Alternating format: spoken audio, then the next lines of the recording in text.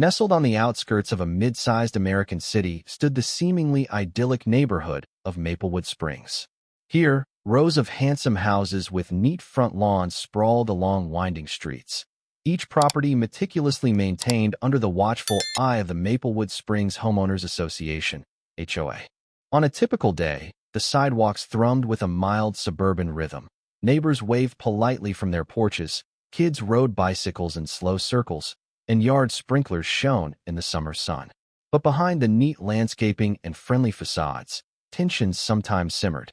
The HOA's rigid guidelines could be stifling, and those in positions of power wielded significant influence over daily life. In particular, one board member named Miriam Farnett, though nearly everyone privately called her by the nickname Karen, loomed large. She was in her mid-50s, with crisply styled hair and a perpetual look of mild irritation etched into her features. She wore tailored blouses even on weekends and clutched a worn binder stuffed with HOA bylaws. If something felt even slightly off to her discerning eye, a complaint or citation soon followed. Over the past year, Karen's presence had grown more noticeable and overbearing. She fixated on seemingly trivial matters, chalking them up to protecting property values. If a child left a basketball in the driveway overnight, she slapped the family with a courtesy notice. If a homeowner installed a garden ornament that didn't match the official color palette, she threatened fines. Some neighbors tried to appease her, while others quietly resented the intrusion into their personal choices. But no one wanted to risk open conflict with a woman so adept at twisting the bylaw text to her advantage. Among those not especially fond of Karen's approach were the neighborhood's children. Maplewood Springs had no shortage of kids who loved riding bicycles around the cul-de-sacs and sidewalks, squealing with delight as they cruised from house to house. For them, summer evenings meant whizzing on bikes in informal parades. The occasional squeak of a chain or rattle of a loose fender was just part of the suburban soundtrack. Yet each squeak or jangle seemed to grate on Karen's nerves like nails on a chalkboard. She'd watch from behind her blinds, arms crossed, scowling at the kids zooming by. She claimed their bikes were too loud, insisted they must fix their squeaky brakes, or at least keep the riding limited to approved hours. The children's giggling and the hum of rubber tires on pavement offended her sense of order. But so far, there was nothing in the official rules about restricting kids from riding bikes. Over time, this frustration built a quiet hostility in her. She tried complaining at board meetings, but the rest of the HOA shrugged it off. No one wanted to hamper children's harmless fun. Karen took note that the kids often parked bikes in front yards or near curbs. If only there was a rule about leaving personal property out in open sight, she'd grumble. But the existing guidelines only restricted large equipment or neglected vehicles. As the warm season rolled on, the children's bicycle outings grew more frequent. Their parents were thrilled to see them outdoors, away from screens, building friendships. Yet in the eyes of Karen, each passing squeak of a chain was an affront to the neighborhood's hush. She stewed, scanning for an opening. She wanted these bikes gone, or at least forcibly silenced. One fateful afternoon, she decided to take matters into her own hands, crossing a line no one in Maplewood Springs imagined she'd ever cross.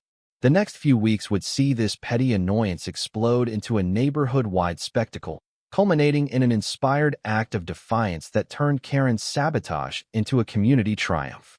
On a sunny Saturday, the temperature hovered at a pleasant 75 degrees. The sidewalk near the main cul-de-sac bustled with kids, some on newer bikes shining in bold colors, others on well-worn hand-me-downs that squeaked or rattled. A handful of them, around 8 to 12 years old, formed an impromptu mini-bike gang, racing each other in friendly laps. Among them was 10-year-old Logan Carter, riding a slightly squeaky mountain bike with half-worn tires. He'd outgrown his old model the prior year, and his parents, loving but strapped for cash, hadn't replaced it yet. Logan didn't mind the squeaks. To him, the noise was a mild quirk, overshadowed by the freedom of pedaling along with friends. He had no clue that to Karen, each squeak was a siren of annoyance. On her routine patrol that day, Karen observed Logan and the others from down the street. She watched them dismount near a friend's yard, leaning their bikes against a low fence. As they chattered about collecting baseball cards, Karen clenched her jaw. They're leaving those bikes in plain sight. So messy, so loud. She fantasized about a bylaw that would let her confiscate them on the spot. That evening, Logan left his squeaky bike parked on the edge of the sidewalk outside his home, half propped against the mailbox. He ran inside to grab a snack. 15 minutes later, he came out to find the rear tire completely flat. Perplexed, he touched it. Strangely, there was a small puncture hole, like a nail or sharp object had pierced the rubber. He shrugged, assuming maybe he'd run over a thorn. He told his parents, who were busy, but promised to fix it the next morning. The next morning, Lucas Rivera, another boy, woke up to find his front tire mysteriously deflated, again with a small puncture.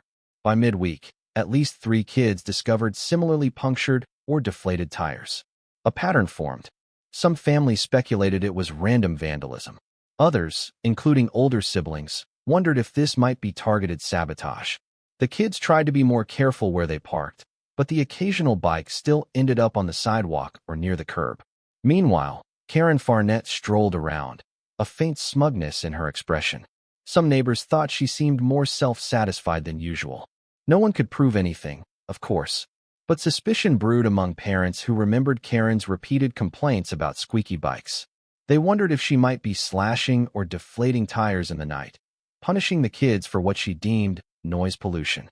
Without actual witnesses, though, they had no direct evidence. A quiet tension arose. Parents told their kids to store bikes in garages or behind fences whenever possible. But kids are kids, some forgot. Some houses lacked big garages. Another wave of mysterious punctures followed. A sense of frustration built. Bike shops in town reported a small spike in families coming to repair tires. What if it was indeed an angry neighbor? Still, no one wanted open confrontation or to make a public accusation without proof. So the sabotage continued sporadically, leaving kids dismayed and parents exasperated. Yet in their exasperation, seeds of a solution emerged, one that would soon sprout into a major neighborhood phenomenon. In adversity, the families found themselves forging a plan that eventually turned Karen's petty sabotage into an ironically unstoppable wave of positivity. Late one afternoon, Mia Park, a mother of 2 biking enthusiasts, headed home from work to find her kids upset on the driveway. Their bikes had both been punctured that day. One had nails embedded in each tire, as if deliberately hammered in. Furious, Mia recognized this was no random accident. She marched around, trying to see if the nails had fallen from a local construction site. But the symmetrical punctures suggested a purposeful act. She found Henry, an older neighbor sitting on his porch, who shook his head. "Saw your kids riding earlier, no sign of nails on the street." Then I glimpsed Ms. Farnett walking past with something in her hand, but can't say for sure. He trailed off, not wanting to draw conclusions without proof. Mia called a few other parents, learning that a total of 6 bikes had been sabotaged in the past 2 weeks. This was clearly a pattern. Some had been slashed tires, others deflated with tiny holes.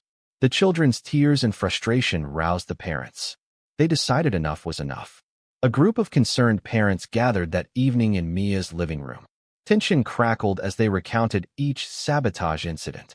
All suspected Farnett, though no one had witnessed her in the act. But Farnett had a known vendetta against squeaky or noisy bikes, and her potential motive was plain. The question was how to respond. One father, Marcus, suggested installing hidden cameras or staking out vantage points to catch Farnett red-handed.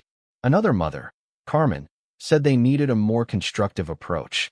"If we just try to catch her, we risk an escalation. And what if she gets defensive or claims we're harassing her?" Mia proposed a different angle.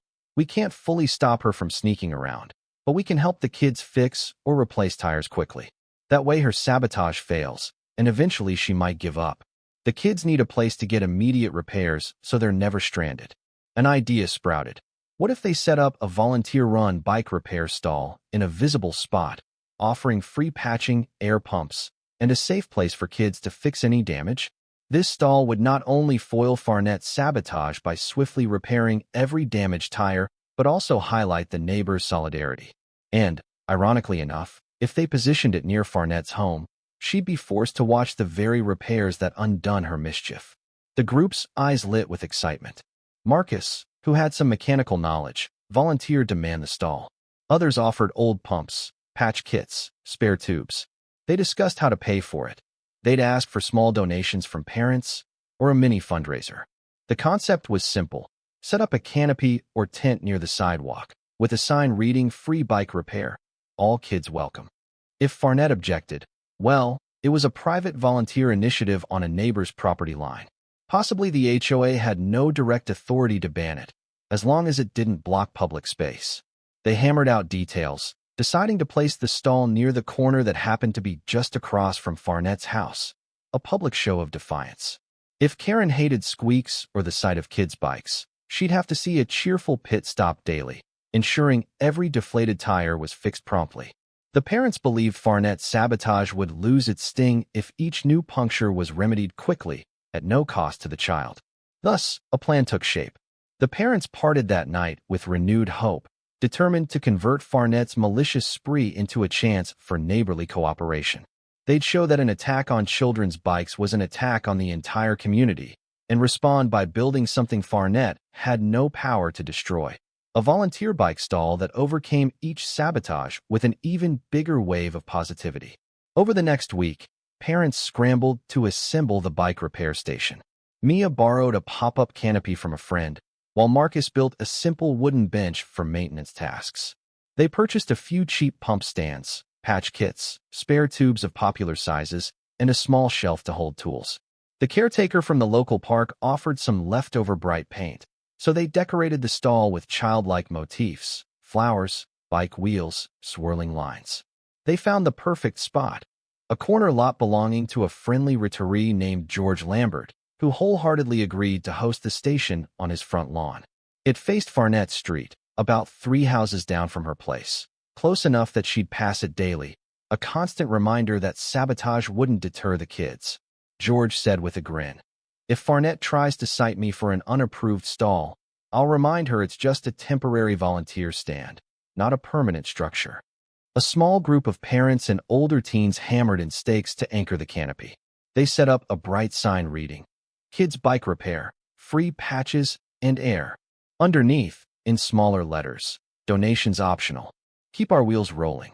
The day they unveiled the stall, they invited the entire neighborhood via social media. Many families gathered, cheering the big sign. Children brought bikes to see how it worked. Marcus demonstrated how to fix a punctured tube, letting the kids watch so they'd learn. Some kids borrowed a bit of WD-40 to eliminate squeaks. The atmosphere felt festive, like a mini fair, with parents applauding each successful repair. Meanwhile, Farnett peeked from her window, jaw clenched. She recognized the stall as a direct response to her sabotage campaign. She cursed under her breath, seeing the crowd laugh and celebrate. "They're mocking me, turning my complaint about noise into a carnival." She considered ways to cite the stall for violating property line guidelines or unauthorized commercial activity. But since it wasn't selling anything for profit and was fully on George's private lawn, the HOA had no straightforward rule to dislodge it. Within hours, the station's impact was visible. Kids who discovered a new puncture or slow leak at home simply wheeled their bikes to the corner, receiving immediate repairs from volunteer parents or older teens. The culprit's sabotage attempts, presumably Farnett's, lost their sting. Tires were patched quickly, often better than before. If Farnett had hoped to sow annoyance or hamper the children's rides, she was ironically spurring them to maintain bikes in better condition. As the first week passed, the stall became a daily fixture. After school, kids lined up with squeaky brakes or wobbly handlebars. Some parents brought boxes of donated used parts. A local bike shop, hearing about the philanthropic effort, donated extra tubes and reflective lights. The sense of community soared. One evening, Farnett walked by, feigning disinterest. The volunteers greeted her politely. "Hey, Ms. Farnett, want to help out?" She scowled, ignoring them. The kids paused their chatter to watch the exchange. Farnett shook her head, crossing the street. The volunteer families shared knowing glances, continuing their work with an undercurrent of satisfaction. Let Farnett see how her sabotage only galvanized them.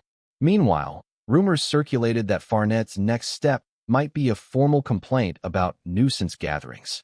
But the stall was calm, tidy, and not particularly noisy, just kids waiting for repairs. If Farnett had any sense, she'd realized there was no legitimate angle to attack. The plan was working. Each new sabotage attempt was neutralized by a cheerful wave of repairs, overshadowing Farnett's petty cruelty with an unstoppable sense of unity. As word spread of the free repair stall, neighbors from surrounding streets also got involved. A few additional families pitched in, offering to staff the stand in rotating shifts. Even folks without kids admired the project as an act of communal goodwill. Some seniors who seldom left their homes came to watch or chat, drawn by the hopeful energy. The local newspaper caught wind of the phenomenon. Volunteers unite to fix kids' bikes free of charge, overcoming neighborhood tensions. A short article ran with photos of parents patching tubes, kids lining up with their rides, and a sign that read, "No sabotage can stop us. We fix every tire." The piece only hinted at Farnett's sabotage spree, calling it a series of unexplained punctures. But insiders knew exactly who was behind them. With each passing day, Farnett's attempts to sabotage new tires tapered off, likely because it no longer inflicted real inconvenience. If she bothered to poke holes, they got repaired within hours. Also, suspicion soared, so random passers-by might notice her skulking at night. She realized the entire community was vigilant. In the meantime, the children thrived, riding their bikes with fresh confidence. Their squeaky brakes got oiled or replaced with donated parts. Soon, the squeaks Farnett loathed diminished naturally, ironically thanks to the stall. The kids even formed a gentle daily bike parade, looping the block in the late afternoon. Freed from constant breakdown worries, their rides were smoother, safer, and quieter than ever. Karen's sabotage ironically had led to an improvement in the bike's condition. A few older teens with mechanical knack discovered new purpose, helping with repairs. They learned how to adjust derailleurs, tighten brake cables, fill tubes to the perfect PSI. The older folks who taught them found satisfaction in passing on these practical skills. Neighborhood bonds deepened across generations. One weekend, an idea emerged: host a small kids' bike rally to celebrate the success of the repair stall. Families could gather at the corner, do a short ride around the neighborhood, then return for a potluck. The stall's volunteer managers enthusiastically endorsed it, seeing it as a joyous testament to how adversity can unite people. They scheduled the rally for a sunny Saturday morning. The children decorated their bikes with streamers, colorful tassels, and homemade signs that read "Pedal on" or "Squeak no more." The parents wore matching t-shirts sporting the stall's name, "Maple Wheel Fix It." Over a dozen kids lined up for the ride. Henry Martin, an elderly neighbor who'd once taught a few kids how to patch tubes, was invited to wave the starting flag. As the rally commenced, the bikes rolled merrily down the street, past Farnett's house. Farnett stood on her porch, arms folded, lips pressed tight. She watched the conga line of well-maintained bikes pass by in a swirl of color, the children beaming. Some parents cast polite but triumphant smiles her way. Farnett turned and disappeared inside, refusing to witness the unstoppable wave of positivity. The rally looped around, returning to the stall for refreshments and high fives. In that shining moment, it was clear Farnett's sabotage had backfired spectacularly. Her attempts to quell noisy bikes only spurred the community to band together, culminating in free repairs that improved the bike's maintenance, a joyous rally, and deeper neighborly camaraderie. Instead of diminishing the children's presence, Farnett inadvertently had elevated them to a new level of communal pride. While the rest of Maplewood Springs celebrated the success of the repair stall and the bike rally, Karen Farnett simmered in isolation. She recognized that her scheme had failed. More than that, it had propelled the neighbors to unify, while suspicion about her sabotage hovered over every conversation. Though no one openly accused her to her face, the sideways glances and hushed remarks were telling. She rarely heard warm greetings anymore when she did her compliance walks. Previously, Farnett had commanded a certain fearful respect. Now, she found it difficult to enforce any rules that felt arbitrary. If she cited someone for a minor infraction, like leaving a rake in the front yard, neighbors responded coldly or simply refused to comply, pointing out the child tire sabotage had never been resolved. Farnett saw her influence erode, ironically undone by her own malicious act. At the monthly HOA board meeting, Farnett tried raising concerns about the unsightly nature of the new bike repair canopy. She insisted it disrupted the uniform look of the street corner. But the board members, aware of the widespread support for the stall, brushed off her complaint.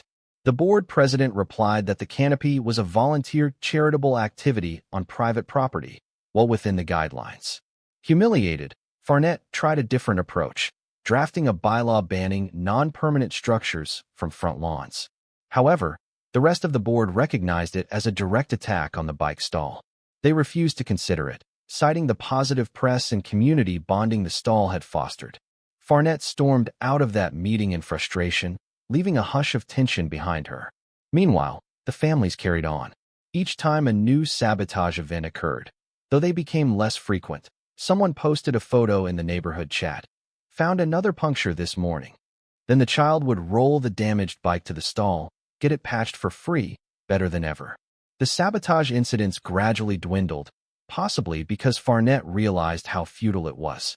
She'd only enraged the neighbors further. In her home, Farnett stewed, toggling between anger at the children's squeaky bikes and fear that if she was ever caught red-handed, the entire neighborhood might demand her resignation from the board or even press charges. She fantasized about filing an official complaint with the city code enforcement, but the stall complied with all local ordinances: no commercial sales, no permanent structures, no blocked sidewalk. She felt trapped in her own house, powerless to quell the upbeat commotion outside. Late at night, Farnett sometimes heard the faint laughter of kids riding past or the whir of well-oiled bike chains. Instead of the squeaks she once despised, she heard the hum of unity. Realizing she had inadvertently improved the bike's condition turned her frustration to bitterness. She cursed the day she decided to sabotage their tires, which ironically led to better maintenance and stronger community bonds. In short, Farnett found herself marginalized by her own hatred, while the rest of Maplewood Springs flourished in a new era of neighborly cooperation. The repair stall thrived, kids biked with confidence, and the entire fiasco seemed to highlight the best of human spirit in the face of petty cruelty. Farnett stood alone, an outcast in a world she once sought to dominate. As autumn swept into Maplewood Springs, the children's after-school routines shifted, but the bike culture remained strong.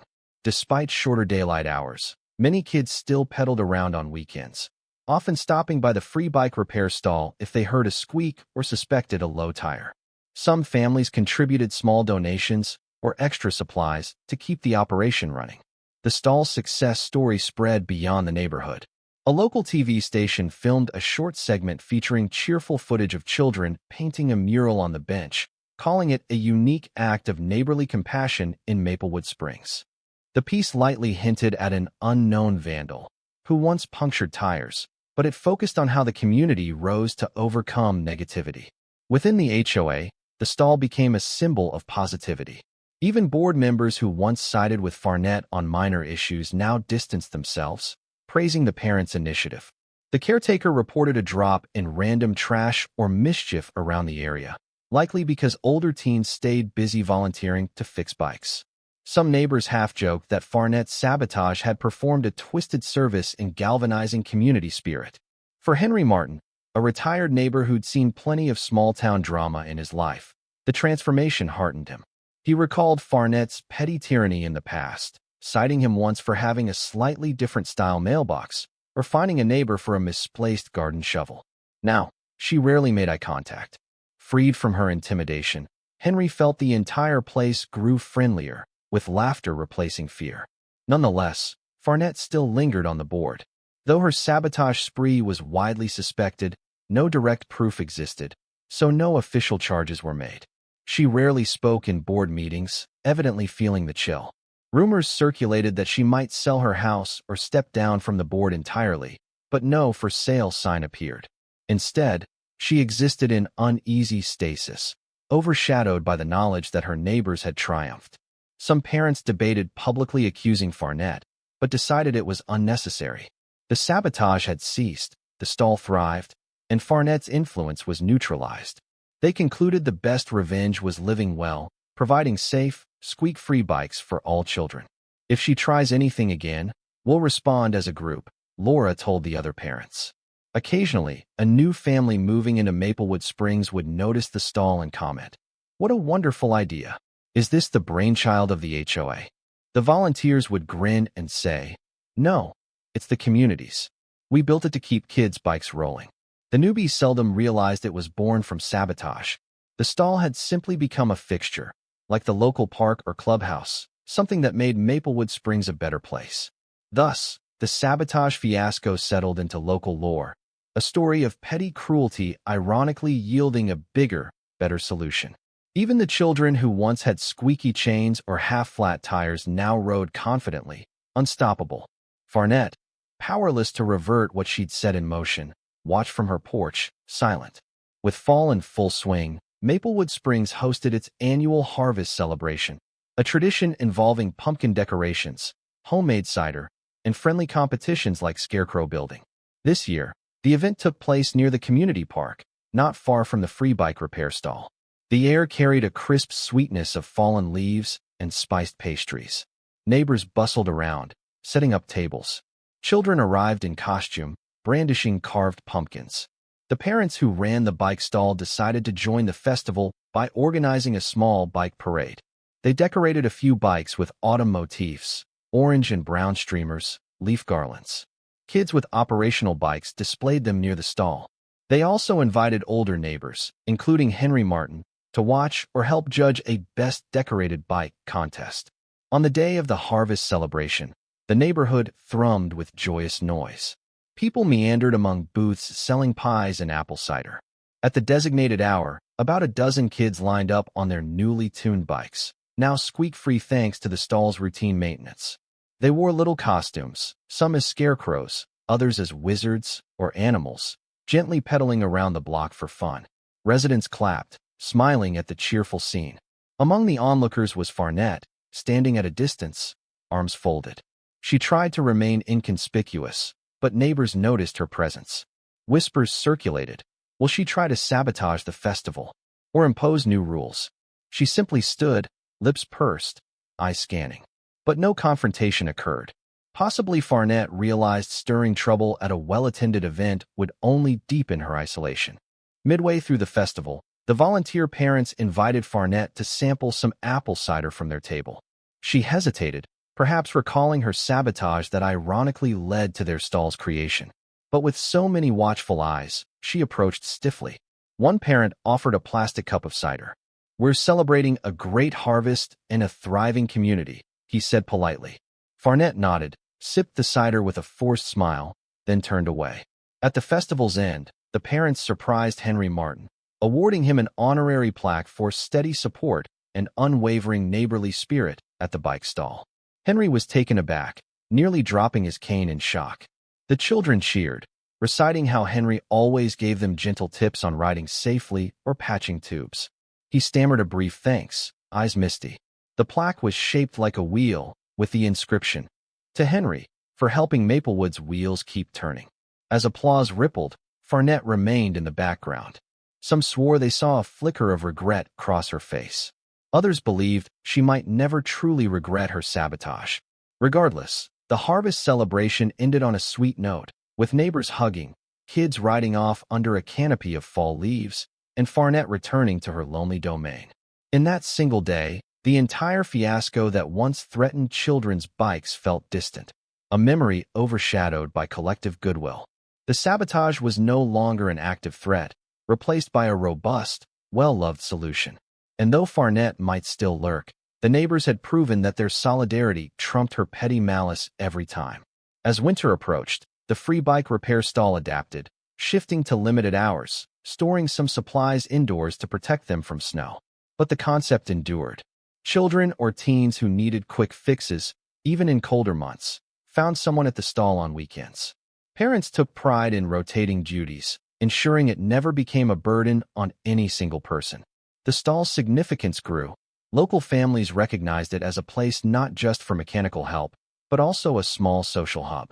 Kids might gather there to plan group rides or chat about new modifications. Some started customizing their bikes with fancy lights or reflective strips, turning the quiet winter evenings into playful luminescent rides.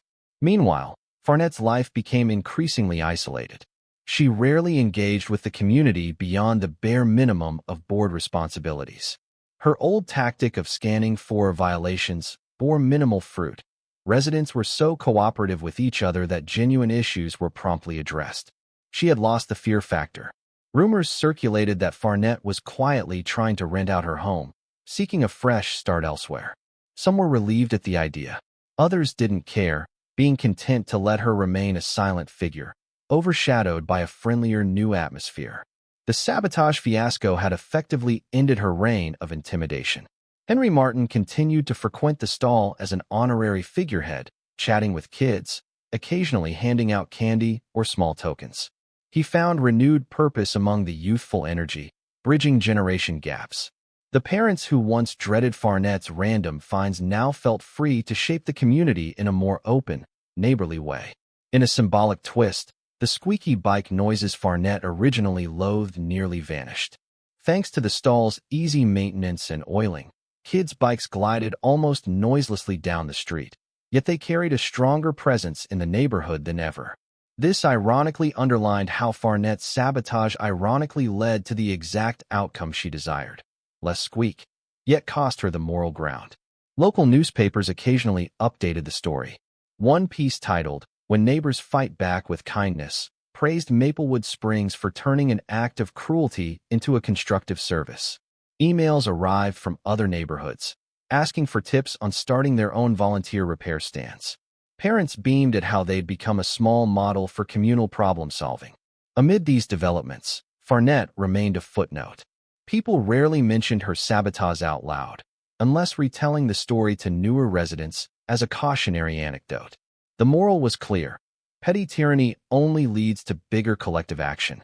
For Maplewood Springs, that meant a vibrant, unstoppable movement that Farnett no longer had the power to quell. Spring returned once more, bringing fresh color to Maplewood Springs. The children, older by a year, still rode their bikes, some with brand new models, others with well-maintained older frames. The free repair stall, a permanent fixture, glistened in the bright sunshine, newly repainted in cheerful pastel hues. Each weekend, a small chalkboard out front announced volunteer schedules. Mark, Saturday, September 12th. Laura, Sunday, October 2nd. So kids always knew when to stop by. Henry Martin, having recovered from a minor health scare over the winter, resumed his morning strolls. He found comfort in seeing kids still happily pedaling around. He'd greet them with a nod of his cane, sometimes offering them candy from his pockets. Each pedal stroke evoked the memory of Farnett's sabotage attempts, but now, that memory only reminded them how adversity had triggered a wave of community cooperation. On a mild April afternoon, a few parents organized an anniversary event, 1 year of Rolling Strong, to celebrate the stall's success. They invited all families to the corner near Farnett's house for a short ceremony. A local radio station even covered the story, praising the innovative neighbor-led project. In a surprising twist, Farnett was spotted watching from her window. Some said she cracked her blinds slightly, glimpsing the crowd. She didn't come out.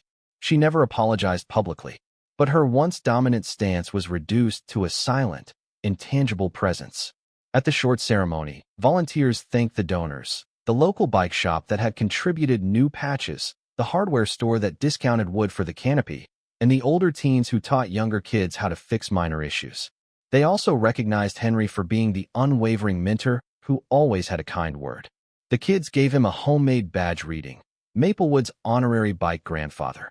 He accepted it, eyes shining with gratitude. As the crowd disbanded, parents led the children on a short victory lap around the block, reminiscent of their earlier rallies.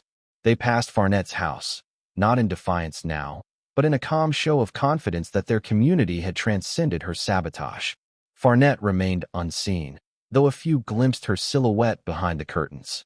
In the end, Maplewood Springs found equilibrium.